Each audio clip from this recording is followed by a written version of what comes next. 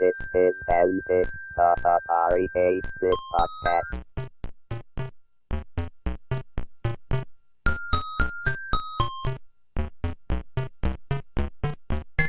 This is Antic, the Atari 8-bit podcast. I'm Kay Savitz.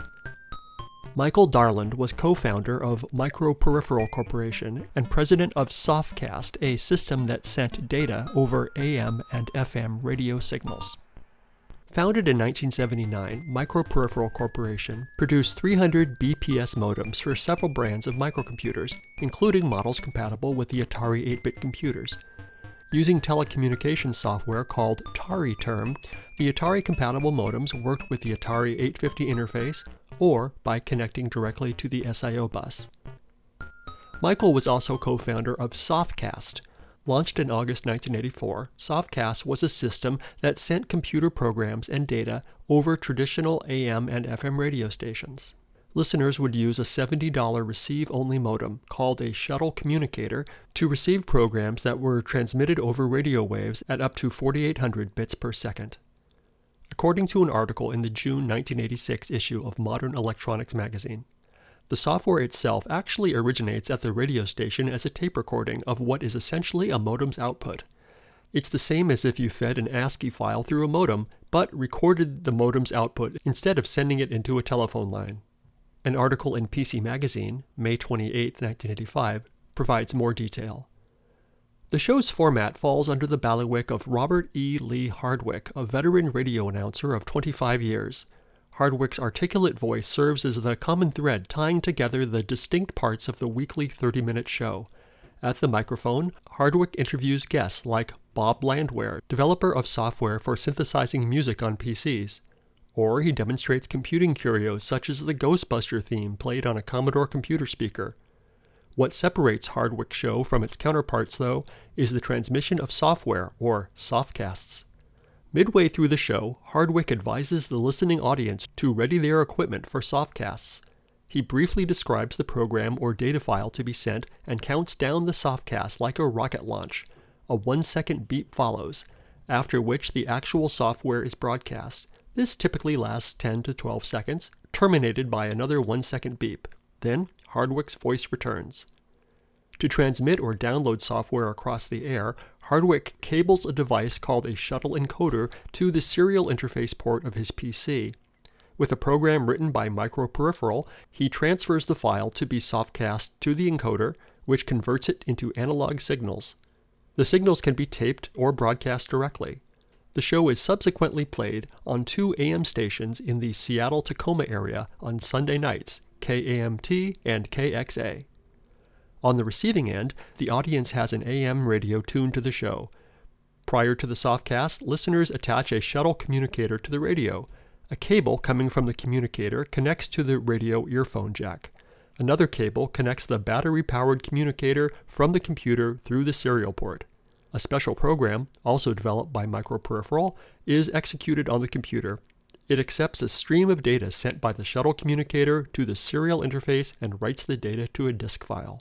Since the show first went on the air in August 1984, Hardwick has softcast a plethora of programs. The list includes spreadsheets, flight simulators, picture files, and games aimed at Commodore, Atari, Macintosh, Radio Shack, and IBM PC computers, among others.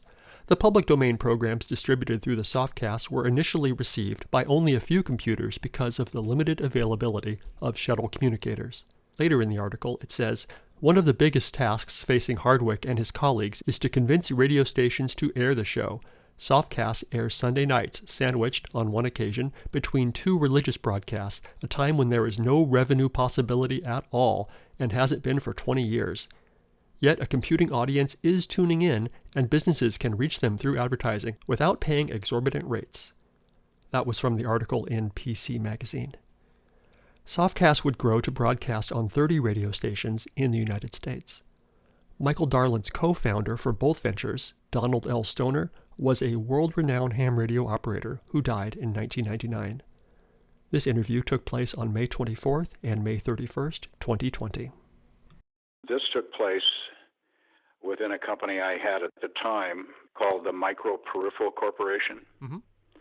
And my partner in that, because I don't come from a background of computers or software programming.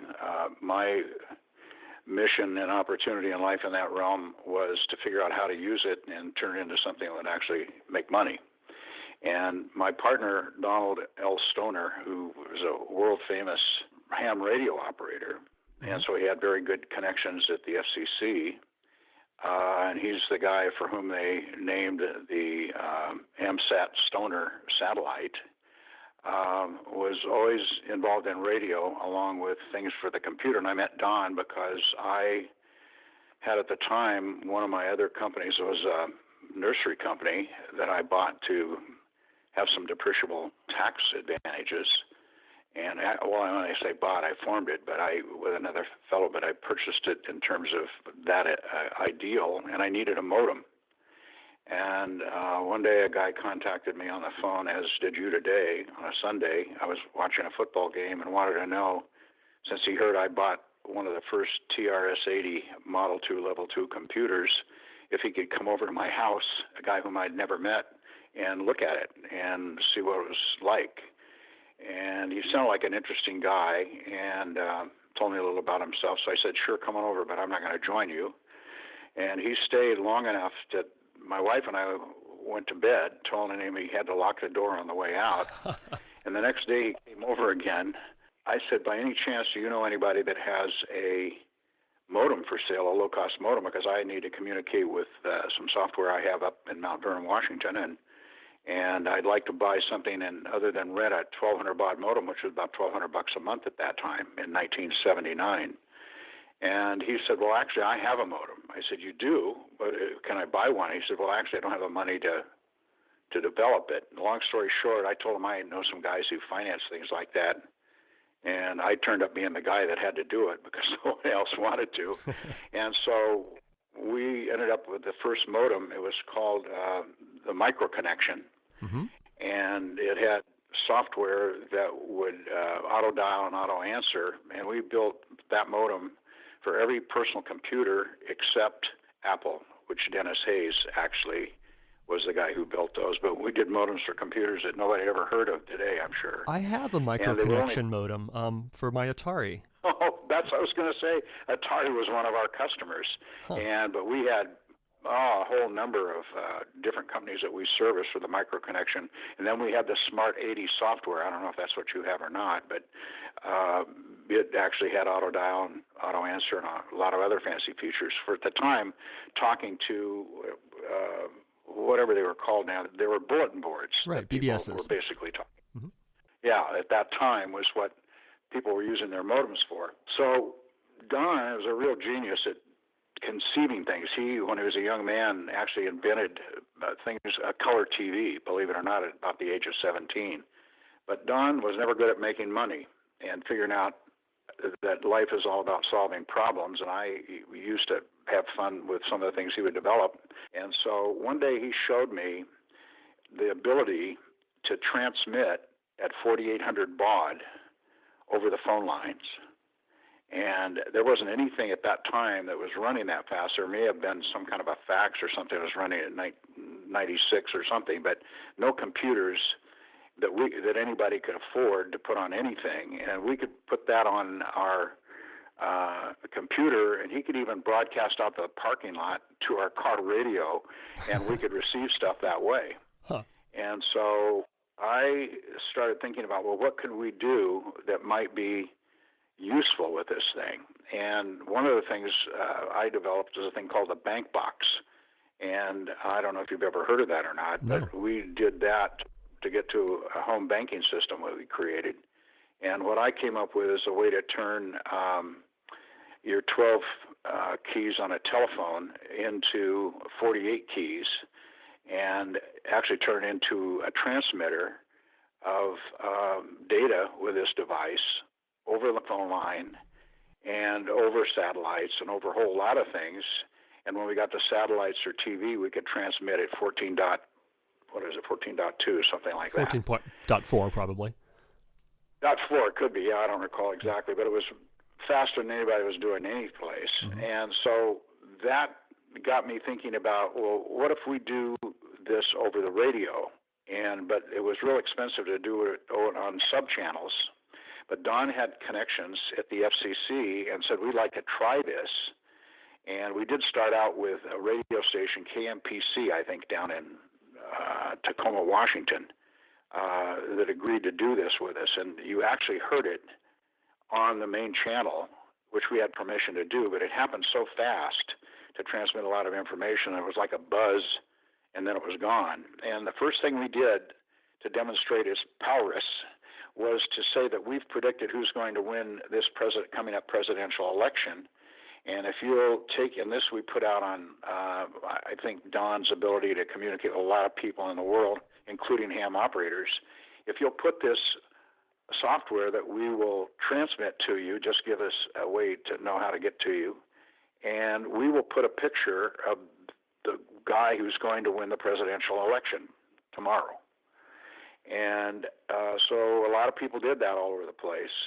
And we broadcast President Ronald Reagan's photograph to every kind of computer. I remember getting ours on Apple computers because that's what we used. And so we sent out 4,800 baud broadcast over the radio to people, and that was our first proof that we could do it, and we could do it in a lot of places. And so from there, we built a couple of studios in our office, which was at that time in Bellevue. I always listened to this guy, Hardwick, on the radio. Robert E. Lee Hardwick, right? Robert E. Lee Hardwick, and he was a very adventurous soul. I mean, he would swim Puget Sound from Seattle over to, I don't remember, Bremerton and other things like that. He was really a character. And so I called him up and had him come over and see what we were doing. And I said, I'd like to hire you to do these, put these broadcasts together, and we'll offer a whole lot of different things to people who want to listen to the radio, plus be able to download things to them, including software and recipes. And I forget all the stuff we used to send. And so he agreed. And we had these beautiful soundproof studios that we built, and eventually we had 30 radio stations in some of the largest cities in the United States that we would broadcast things to. And I never could really hook up any large commercial entity. And because of my educational background, people thought I was probably a lunatic and not capable of doing anything. I had a general studies degree because I decided I want to be a lawyer, and I tried to save all my credits, and that's the way I could get out, by writing an undergrad thesis. And then I came back after I was in the Peace Corps and got a graduate degree in urban and regional planning, so nobody thought that I might be capable of thinking of other things. So what I had to figure out is how to convince people to appreciate some of the things we developed. And this we did by virtue of putting it on the air, so to speak. And I never could, the largest entity that ever used this technology was the Catholic Radio Network, I think it's called, and they actually used it to broadcast to their Catholic organizations for a long time because it was so low cost, and they could transmit at very high rates of speed. And I thought of a lot of applications, like you could put this into a lot of countries, because we could also talk to printers with it if we had their address.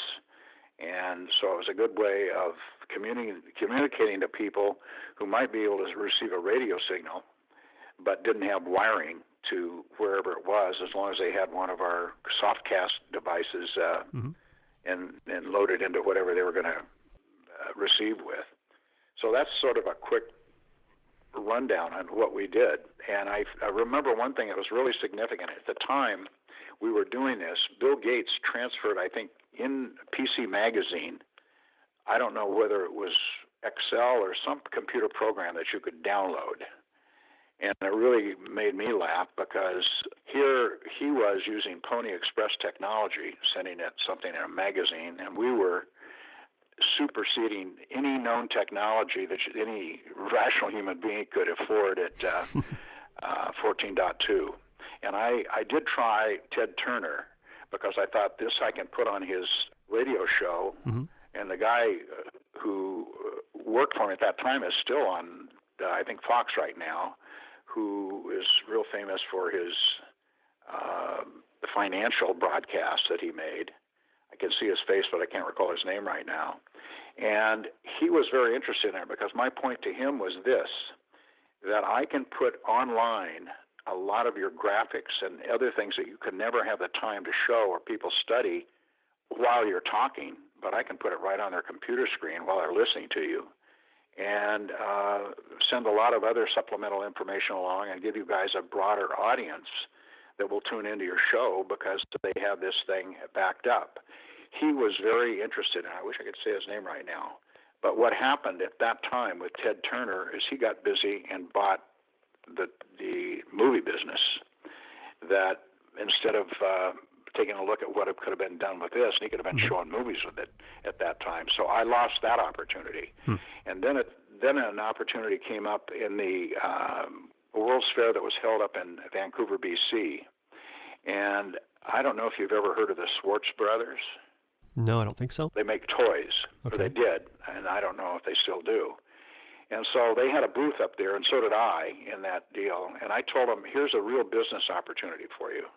And my idea was this, is that I have the ability to broadcast to people's television channels simultaneously while you guys are would be on the air, and I think they even had some programs they were funding at that time. But what you could do is you could build toys that would be able to listen to or communicate to, that kids could set up on the floor in front of the television, and you could actually cause things to move around in a kid's house in response to whatever you broadcast over the television while the show was playing. So you could have, you name the kind of content you wanted, and you could have characters that would follow those actions right before kids' eyes on the floor. That was too big an idea for them, but it would have been a real moneymaker. So I wasn't very successful in that in terms of turning it into a product that we made millions of dollars on. But I did give it a try, and we did make it happen, and we had a hell of a lot of fun doing it, and it caused me to invent some other things as well. Nice. Yeah, I remember, I can't put my finger on it, but something about toys in the maybe 80s or 90s that like you'd sit with the toy in front of the television and then the toy would talk back to the show or something, and based on data sent somehow. Well, somebody probably figured that out after I told the Schwartz Brothers because we were there with that at a time that nobody was doing anything interactive over television, and we could do it at 14 or that was either 14 something or 19.2. Wow.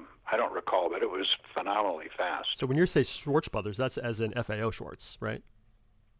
Yeah, that's correct. Okay. Schwartz. Sure. Yeah. All right. So you had these radio shows that would send out programs that people could download into their computers using the specialized hardware. The hardware sounds like it was basically a modem that connected to the radio on one end and the computer on the other. Yeah, it was like a modem, but it wasn't using standard modem characteristics. We had another way of transmitting information than was normally used in the regular modem communication protocols, and that was one of the reasons nobody could go as fast as we did. And I can't tell you exactly what that was because Don developed exactly how that worked. But we sent a lot of information. As I said, we had things transmitted information about recipes, and I don't know. Hardwick came up with a lot of crazy stuff that people like to listen to. And we had another fellow whose name I don't recall at this time that manned the other studio and recorded stuff. So what we were just trying to do is get people's attention and get people to buy this product and get enough people looking at it that some larger corporation would be interested in doing things over the radio that wasn't otherwise possible, and integrating computer technology into it. Mm-hmm. So did any of these units sell? I mean, I don't think it became a big deal, but how many do you think you sold? No, it didn't become a big deal. We sold a lot of them, enough to have content on 30 different radio stations. Wow. And Hardwick, for some reason, he was a very unusual character, and at some point during all of this, he took his own life in suicide. Yeah, 1992. And yeah. Was it? That's when it was, and we don't know why he did that. But obviously he was having some problems somewhere in his life that we didn't know about. But he was very, up to the day we knew he no longer existed, he was always very joyous and funny. And I grew up as a teenager listening to that guy. He was just intriguing. But that's too bad he did that. Yeah, absolutely. So in the articles that I read, and some of them it sounded like Hardwick in the early days was sending out public domain programs over the air, things that were basically free to distribute. But then later it sounds like maybe you were distributing commercial programs that could be tried but then had to be paid for to be fully used. Do you remember anything about that? That sounds familiar. My problem is this. I had so many different businesses going and things.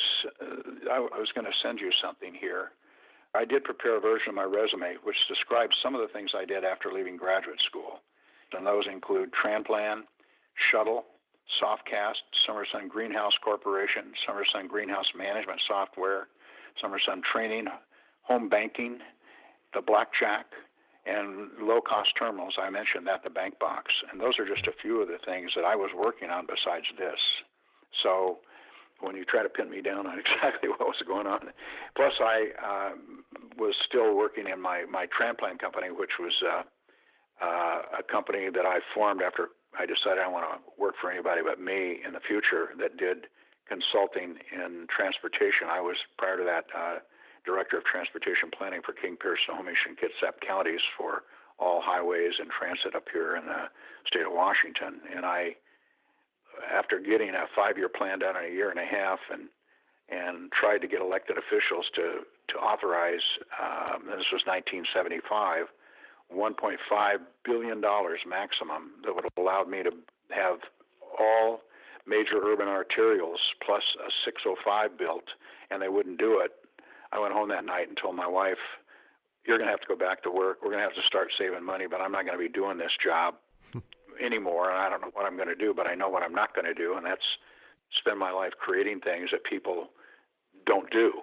Mm-hmm. And so the day I quit was the day my second child was born. I had no job. But I knew that the guy that I was looking at in the mirror the next morning when I slept at home alone and my wife was in the hospital with a baby, that guy's never going to let me down. And so I've been unemployed ever since then, so to speak. Yeah. I've had that only with the jobs I could create. Did you pay the radio stations to play the program? You know, my memory on that is I've tried to look through my records and see if I have anything, but that goes back a long ways. But to my recollection, I had to pay a certain amount for the time, but not very much because the radio stations were very intrigued by it. And KMPS was the one we first did it with out here down in Tacoma. And they were the only one that would let us do it. And nobody in Seattle would let us on the air to do that. And they were sort of a country western station, but they were intrigued with the idea. And they also knew who Robert E. Lee Hardwick was, who was the guy, although I had another guy who did this, but Robert E. Lee Hardwick had really tremendous name recognition. And but I think we paid in 30 different radio markets, big ones, the major metropolitan areas where we did this, but not a lot. And they were also intrigued with the fact that we had the FCC through Don Stoner's power of his name. So that also got us on stations, but not for very much money because people thought this was cool. And when you look in time, where were they, the radio stations, relative to personal computers? They were nowhere. They might have said someone had something for sale and try to have an ad on a radio station that Radio Shack is selling something. But this is a way they brought people with computing in their minds into their world. And I think these stations, and we only had one in each major metropolitan market that we did this to, were not too expensive because they were intrigued with what opportunity this may bring them in the future, because they could have put things on the radio that would have put hard copy on your computer if they wanted to from a radio station. You said you were in 30 metros? Yeah. Nice. But again, my job there, because I was trying to do a lot of things to see what might run and what might go.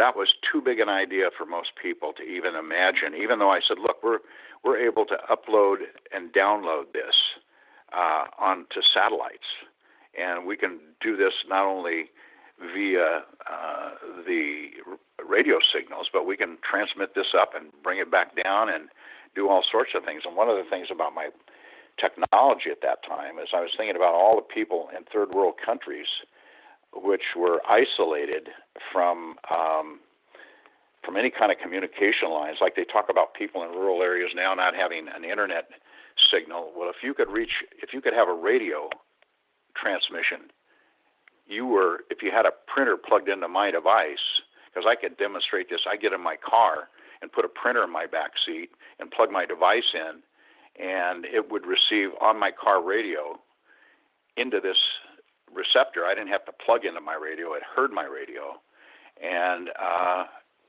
could do a printout if it were quiet. You know, you couldn't have a herd of cattle running around. But this was what I thought, God, people could make it possible for people in places now that could have a way to power a printer. They could have a lot of hard copy going out telling people things. You get news to places where news couldn't be broadcast, or products or ads or whatever you wanted to do. So did your company manufacture and sell the hardware for receiving Sofcast? Oh yeah. Is that where the real money came from?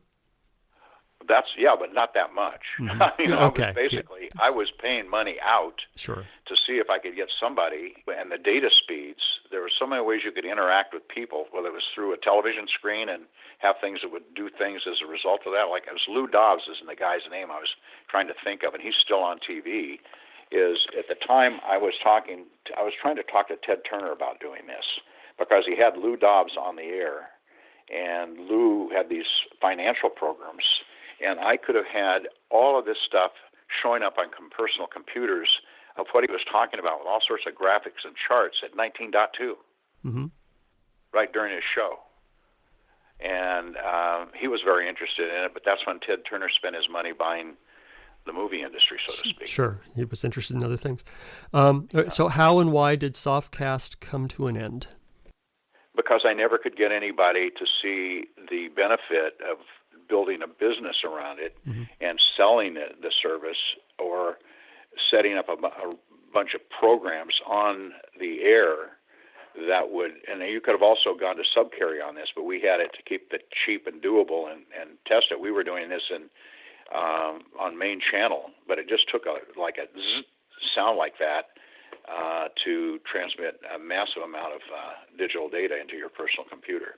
So I just couldn't make any money with it. But I was making, I don't even know how to tell you the delta between a $396 modem or 86, whatever it was, compared to $250,000 starting cost on a voice link system. And it took a lot less people. You sound like the kind of entrepreneur who tries 500 things and just sees what sticks to the wall and runs with those. Is that right? I had 5 companies going. At the time, I did Sofcast. I had my nursery business, and I did that because that was during the Jimmy Carter years where you could have income averaging. And I tried to find what was the highest appreciable business I could get in that would give me some interim land use that would appreciate through time. And it all boiled down for me to the nursery business, because everything other than the property itself and any permanent structure was depreciable. And the kind of greenhouses I built, they were double wall poly and not the glass ones. You could write off in about 3 years. And so I bought 5 acres and created many acres of greenhouses. And because of my decision to use, and I didn't know anything about it, but I hired a guy that knew how to grow plants and theoretically knew how to sell them. And what I came up with was how to have the best plants and what would be something unique that would allow us to beat everybody else. And he couldn't think of much of anything. And what I said, well, what about our temperature? Because we were so far north in Mount Vernon relative to the rest of the United States, so to speak. It turned out that in combination with some hydroponic kelp, I think it was called. It was a Norwegian kelp product that I told them, let's find out what we can grow in cool weather when everybody else is having to, and start and grow, having to add refrigeration, because this was when Jimmy Carter was president and energy was expensive as all get out. And so it turned out that Calceolaria, Cineraria, and Primula plants need a cold start, and they need to then sold into a place where you'd have to start adding energy. So nobody could do that as cheaply as we could, and so we ended up plants that would start like 1,000 seeds in a plant tray, and the only problem with this business was, well, when you had to take them out and put them 80 plants to shipping or a tray to start growing in or shipping in, that required a lot more space.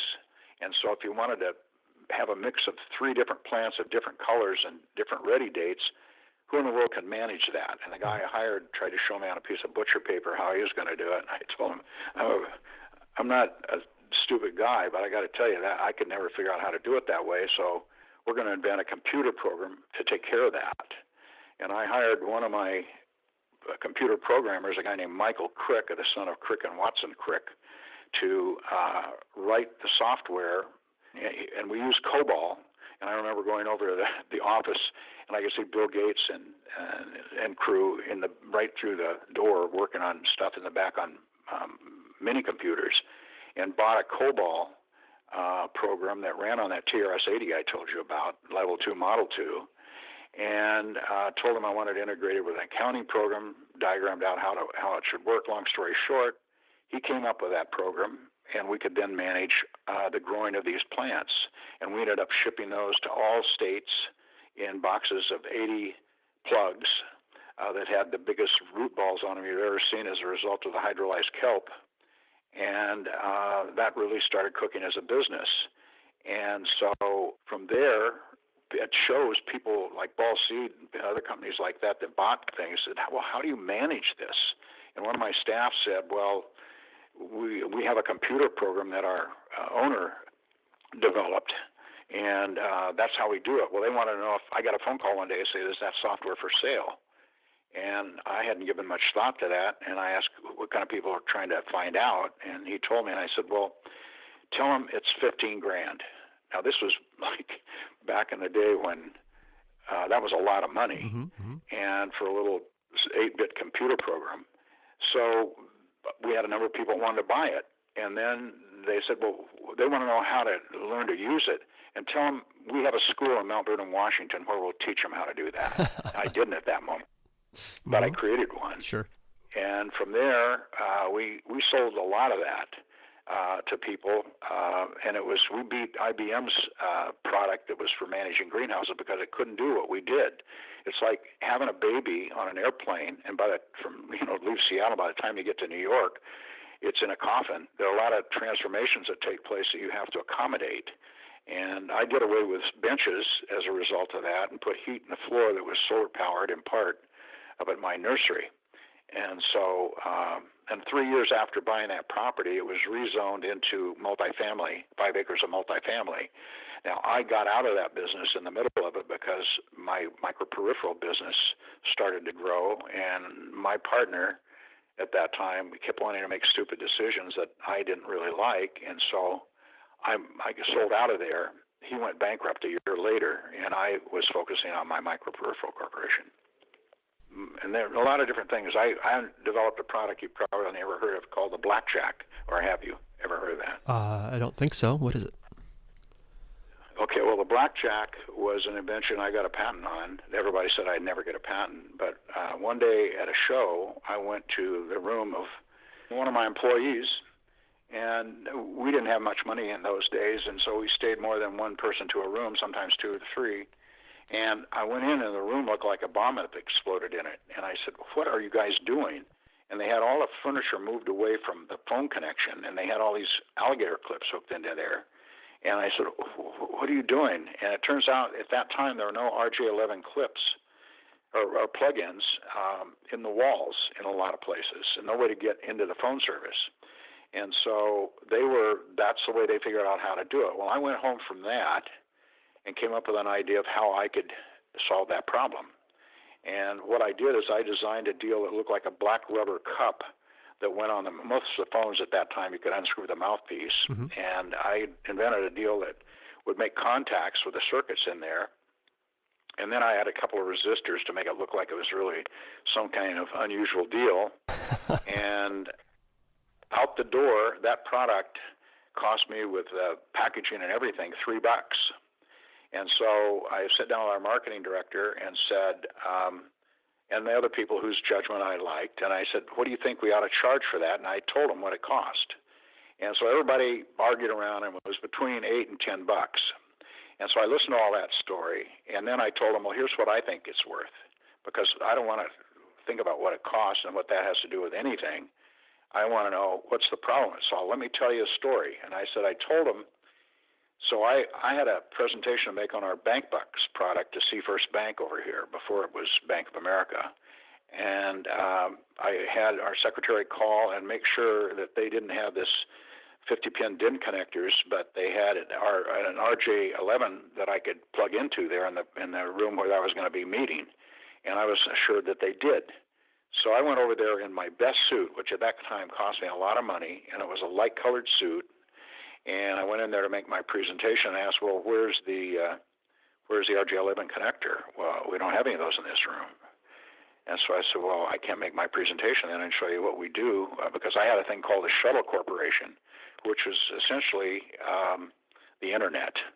And we even have a patent on what looks like the Internet, but basically it was a page-oriented system. And so I said, well, do you know where there's a nearby 7-Eleven? And it was a couple of blocks down. I ran both ways to get that adapter I could put in the 50-pin connector. When I got back, I had these dark, wet circle rings under my arms, and I made my presentation. And I told them, what do you think I would have paid for that RJ11 capability that day in that meeting room? And they said, no idea. They had no idea. I said, well, I'll tell you, minimum, $50. And that's why we're going to start selling this. We can always lower price, but we can't raise it. So when those first went out, everybody that wanted them shipped FedEx, and it cost more than $8 to ship it. And that's how important they were. I probably underpriced it at the time. We had one order alone. I remember the first order was $87,500 from the Chrysler Corporation, because they'd given everybody, I don't know what they were doing with them, portable computers, and on the road there was no place they could plug them in. Oh, right, sure. And so that thing made quite a few $1 million, and you got to believe that really helped out my company, because there are times when we're in one of those times right now that everybody's facing. What do you do to make a lot of money at low cost to stay alive? And that low-cost deal in our pocket helped fill our pocket with money at times when we were hitting a little depression in between things. Yeah. And so but my experience in life, and this is one of the things I told young people I was speaking to over there at because they had a group of people in the business school and the entrepreneur school, is that most people in business, those going, I don't have a business degree, as I mentioned, is life is real simple if you understand business is nothing more than solving a problem and doing so at a cost that makes a person who has that problem eager to not let you out of their sight until you get one.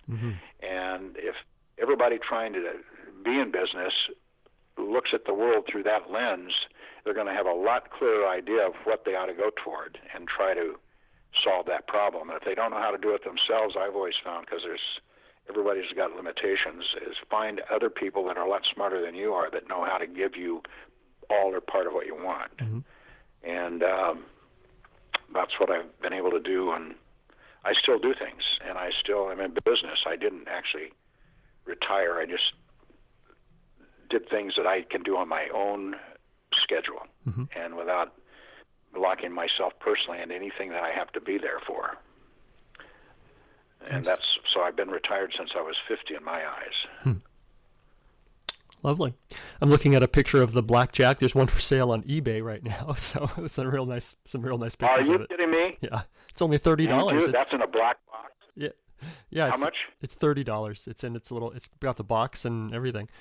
So I can. Oh my God. Yeah, you should get one. I've got a box right here in my house. I've got the whole whole deal. And but that's another name. I love to name things, and I can't believe that that's around in the world because a lot of people bought them. That doesn't work on too many phones they make today, like the one I'm talking on right now. It's too useful anymore. We can't exactly screw it into your iPhone, but to get an RJ11. No, but there are times that come, things that happen, and then they go away. Mm-hmm. And then there are other things that are durable. If you look at the world through that lens, because everybody in life has problems, you just have to decide which market you want to jump in and solve them. Sure, absolutely. So I'd like to talk a little bit more about microperipheral. Honestly, when we started this call, I didn't know that you were involved with microperipherals. So talk to me about the microconnection modem. You said it was available for many different systems. Like I said, I'm familiar with the Atari model that connected to the joystick port. Did you buy that yourself? No, I got it a few years ago from. Okay, well that cost $365. Wow. Or $369.95 at the time, without. Maybe that included the Smart 80 software, and but basically it was a discrete component modem. And my partner Donald Stoner is the one who figured out how to build it. And all I asked him to do is bring it over and let me see it work in my house. He's the guy that came over to look at my computer, and he said, "Sure, I'll bring it over." And he went home and got it. He lived on Mercer Island, came back and hooked up, and it didn't work. What the heck is this? He said, "Oh, don't worry about it. It just needs a choke. What's happening is we're picking up radio signals on your house wiring," which is true. I knew that did occur. And so he came back with us after doing some soldering, and that worked. And he told me, I said, "Well, when can I buy one?" He said, "Well, I don't have the money to build them. That's my problem." I said, "Well, what's it going to cost to do it?" Because I know guys that invest in things like that. And he told me he could, for $15,000, come up with modems to start manufacturing. And I didn't know whether that was true or false. So I tried to sell it to some of my friends who are venture capitalists. Nobody was interested in a 300 baud modem for anything. And and I think Dennis Hayes was either out there at that time or coming out there. And I talked to Radio Shack. They had no interest in it. They didn't have interest in color. I talked to some of the people say, you got to have color on this whole thing, because this isn't just going to work down the road if it doesn't have. They didn't believe me on that. And so I told him, okay, I will finance this. He said, but you have to be president. I said, I don't know anything about being president of a computer company or a technology company like that. He said, but I don't know that much about business. So I said, okay, I'll do it. But I was running at that time my planning company. And I got him the money, and I was lucky to run into a guy that was here from Germany doing a lot of really neat work for some companies that were putting in contact lenses, and he could really do great milling and building things that we could put our product in. And so I said to Don, before we start, I forgot this part, before we start, I need to find out what kind of a market there might be. So you've got this program called the Electric Secretary, I think it was called at the time, Donald L. Stoner's product. And I said, you've got a pretty good mailing list for people who buy your software on that. It was like a word processing software. And so I said, let's do a mailing. So we did a 500-piece mailing and showing a picture of this modem that we were building, which we weren't, and saying that it would soon be available, and we put the price at $369.95. And Don said he'd send it out to his mailing list, which he did. And I was thinking to myself, if we get a 5 or 10% return, that would be a mind blower. So I'll put my money in. Well, we got some humongous return. It was like in the 40-some percent. My God, wow. There's a real demand out here. And so out of 500 deals, and I remember my folks helping with the mailing, standing downstairs with a couple of 4x8 pieces of plywood on sawhorses, picking up all this stuff and putting it in envelopes. And so I was just blown away. And then I started reading a little bit more on what Don had written, and he mentioned the ham radio connections on it. And I said, did you send this just to ham radio operators? And he said, yes. I said, Don, this is not what we agreed. He said, I know, but I knew I could sell a lot to ham radio operators. So we initially put that on there and then started making them without as well. But that's how he really got me excited about this thing, and I borrowed 5 of the $10,000 I started that company with from my parents, and that's how Microperipheral Corporation got going. Wow, that is incredible. Yeah. Well, a lot more is possible in the world than people really realize. I also see that Microperipheral, you were doing a videotech system, which I think gets into it's related to the bank box you were telling me about. Well, that was the Shuttle Corporation. We named that the Shuttle Corporation because actually shuttles for weaving were the first computers really built.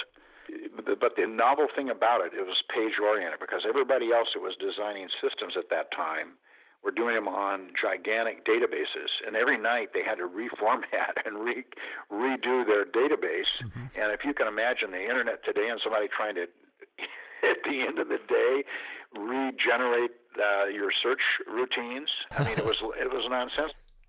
And so what we had done, we just didn't realize how important it was, is to have it page-oriented. And so we never had to regenerate anything. We just added things in. Mm-hmm. And we had, that's my first home banking machine.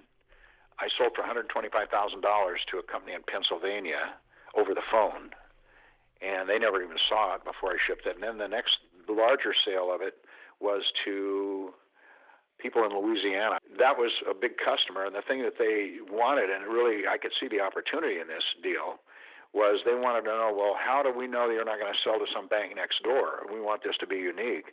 And I said, well, that's real simple. We'll just charge you $25,000 a year to preserve any SMSAs close to you. and so I got a lot of extra money coming in that had nothing to do with selling anything except the concept. So, but I think what happened is that I realized with what we'd done with that home banking system, and I was competing against Bank of America had a system right after, there's another bank that doesn't exist any longer that had, the three of us were the top home banking systems. But it just was not the kind of money that I could make off of the VoiceLink system, and so I sort of abandoned that in favor of the VoiceLink demand. Everything that you've heard me say, I never borrowed any money to do.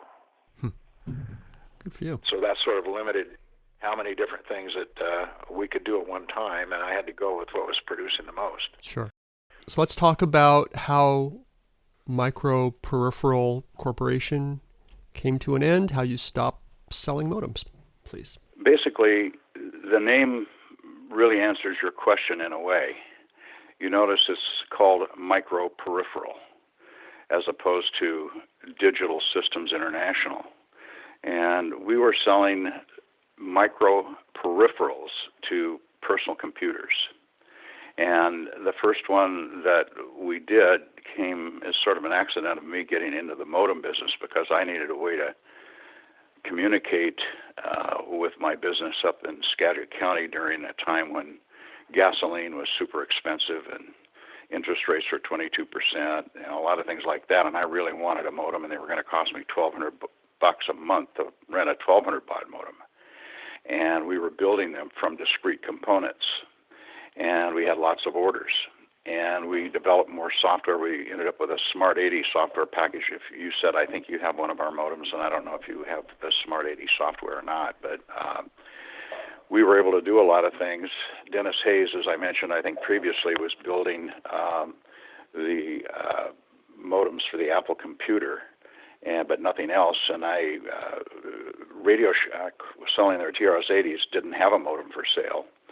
And so it was a good business. We were making money, and not a lot of money, but we were making money. But as I also told you, when that was going, I continued to look for opportunities. I had a couple of other businesses going. I ended up starting a consulting business and doing a lot of different things here. And as a result of that revenue coming in, I started a nursery business. Yeah. So what I looked for after getting my nursery business going and my transplant going, and then Microperipheral going to build modems, I looked for other things in the technology industry that might bring in revenue. I wasn't sure which of those would actually start making a lot of money, if at all. And so, because I was operating out of cash flow and not borrowing any money to do any of this. So when it became apparent to me after my partner, Donald L. Stoner, showed me a Texas Instrument modem chip, and my recollection is that it was for sale for $17, I immediately knew that the future in the modem business, at least at the 300 baud level, and not a lot of people were imagining that personal computers would have modems that went to much higher speeds than that at that time.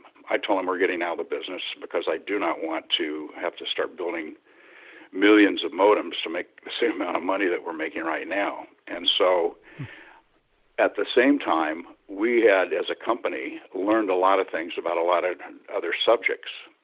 And I understood that there were some companies that were servicing people who were doing collections work and servicing people who were doing telemarketing. And at the time, a lot of banks in America were trying to expand their credit card base. And as a result, they were having a really difficult time of hiring people to actually staff these positions and then to service the collections issues that resulted therefrom.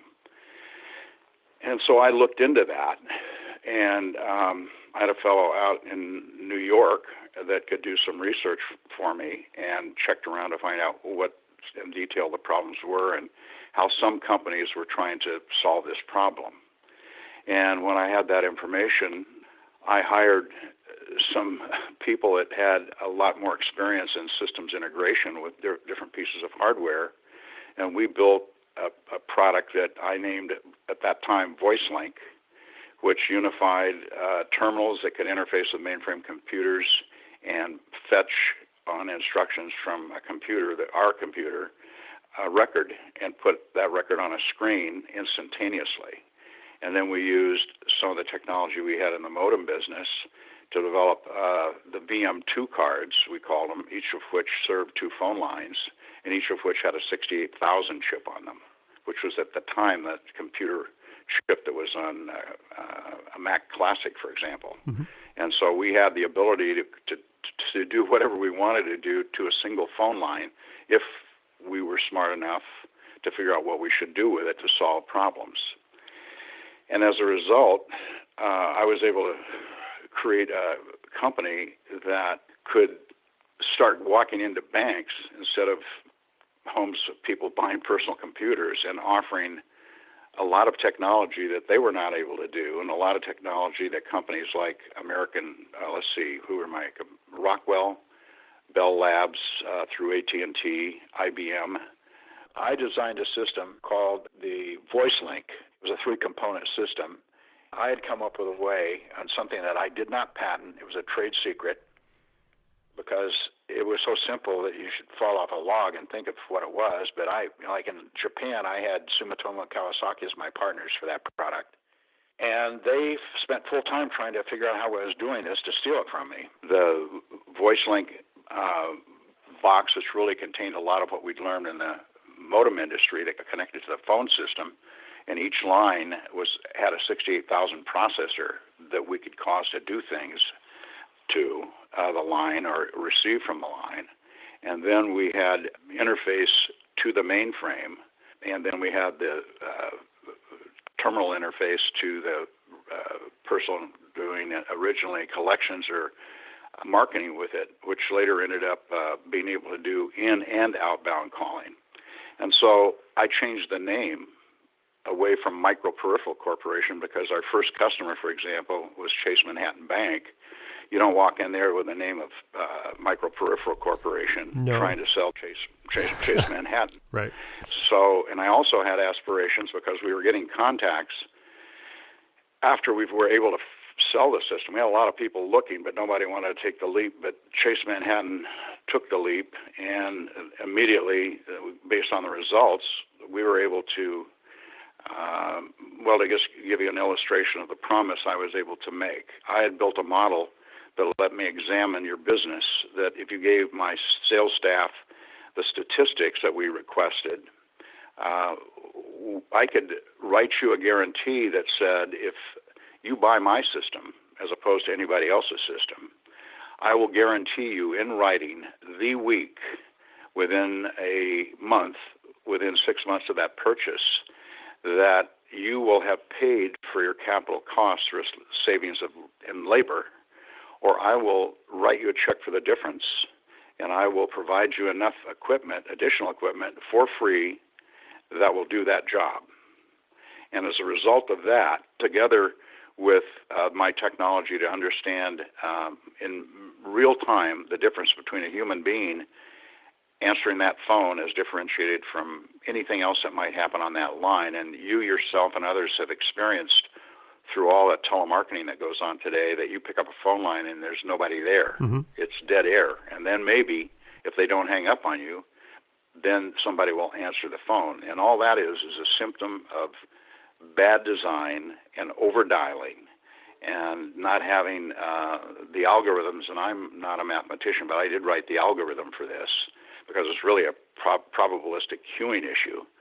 And to not have that ever happen, and to make sure we never delivered a phone call within 99% of the time to an operator sitting there who would have a tape recorder on the other end, or telephone signal, or a busy signal, or something like that. And so with that, I was able to charge more money by twice what IBM or AT&T, Rockwell, or all the other guys playing in that industry. Now, for somebody to believe that as a buyer, that didn't help us make a sale until they were convinced, but we started convincing all the people who had other people's equipment that those were true representations.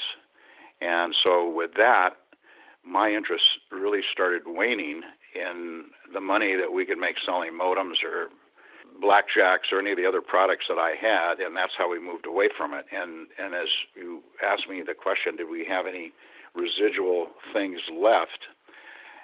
At the time, we really walked away from what we were doing at Microperipheral Corporation was when I built a new office building, 86,000 square foot building, to devote it to the voice link and peripheral associated products that we offered with that. So the only thing I walked out of that building was one of my blackjacks as a reminder of all the people who told me I would not be able to get a patent, that people wouldn't pay $50 for it, and all the things that other people believed. I used that as a reminder to me of listen to everybody you can and then make up your own mind what you really believe. Nice. And that's the way I've done most of the things in my life is that, and I have patents, some of which are under the name of the Microperipheral Corporation and some of which are under the name of Digital Systems, that prove that you don't have to have an engineering or software degree to get patents if you can figure out how to solve a problem. Is there anything about the Sofcast or the Microperipheral Corp that I should have asked you that I didn't? Well, to the level of meaningful detail anybody would like to be hearing, I don't think so. I want to make it super clear that if I had not hired Donald L. Stoner, I would have never been able to start this thing. And I always thank God that the night he called me and I was watching a football game, I didn't say, you want to come over to my house and sit down and use my computer to see blah, blah, blah? No, thanks, sir. And so I learned a lesson. Just always be open to opportunities, and you never know who's going to call you or where it's going to lead. And everything's possible. So, and how old are you now? I'm 49 in a couple of days. Okay. Well, you're still a very young man. And just keep your mind open and look for problems. And you've got a skill set that I'm not aware of in all the dimensions, and you probably aren't either. There are a lot more things that once you see a problem, if you can figure out a solution, and what Don always would deliver me, these solutions with no identified problem we're going to solve. And but I could have never come to an idea, I want to do this, and then myself do what Don was able to do for me. He was about 10 years older than I, and he didn't have a college degree. He was just a guy that dived in and was real curious about how to build electronic things. He built all kinds of radios for the CIA, and he built radios for ships and boating and things like that. And this whole computer thing took him into a new direction, which he wasn't afraid of and wasn't aware of. And he was just real curious and kept just, I always knew when Don was in trouble because he'd be back at the bench trying to make something new because some other problem had him stymied. But just be adventuresome and make phone calls like you called me up, and you just never know what you're going to run into. Yeah. His death sounds like a real loss to the world. It was for me, and he was a real heavy-duty smoker, and he retired earlier than I because his health was not as good as it could be, and he moved to Florida. But his health beat him up. But he got to be a very wealthy guy and happy. And when I met him, he was struggling. The IRS had a lien on his house and all sorts of other things. And I was just fortunate to be able to add some value to his life, and he was able to add some value to mine with our different skill sets. Excellent. Well, I want to thank you, Michael. This has been a master class in business that I was not expecting on a Sunday afternoon, and I really appreciate it. Oh, not a problem. And as I say, my mind works in the way that I usually go to sleep and wake up with a lot of things that I hadn't thought of before. And I probably do that here, and if it does, and I think it's relevant to what you might want to know, I'll send it to you. Please do. Because you should know that there's a lot of information floating around out there, and I know I'm not the one generating it. Somebody's putting it in my head. I really believe that, and so I never know when I'm going to wake up with something that I can't believe. How did I come up with that? So be open to anybody, any good body, drop stuff off that you could use. All right, I will. Thanks again. Don't mean to sound mysterious, but I got to tell you, I can't take credit for a lot of what I've done. But you get the benefit. Yeah, that's right. And you get to find out that you can be defeated and you can give up or not. And I know too many people that say, well, I was going to do this, but I couldn't do that, and on and on and on. That's just because you gave up before you found out if you could, or you quit just before the next thing that was going to happen was going to take care of you. And so I have a lot of belief in that and operate that way, feeling that I'm going to be 78 on the 30th, and I'm still learning a lot and knowing more and more how much I don't know. Awesome. Thank you for your time. I really appreciate it, Michael. All right. Thank you. Bye.